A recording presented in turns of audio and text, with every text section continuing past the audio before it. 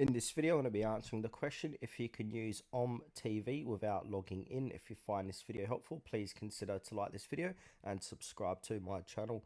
In saying that, let's just jump straight into the video. Alright, so let's go head on over to Ome TV.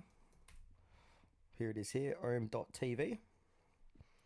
So now, as I've noticed, once we come to the home page, we cannot continue without logging in. So we need to log in with our Facebook, Google, or VK ID. So they do this just for security and moderation purposes. So basically, the platform uses login to verify users and avoid bots or abuse. But if you got older or unofficial versions like older APKs on Android, you might be able to access Ome TV without a login, but downloading those can be risky, so they could contain malware or cause account bans as well. But if you're worried about your privacy, you can always create a different Google account to log into Ome TV, and it's basically you can log in with that new Google account or a new Facebook or VK account just for Ome TV.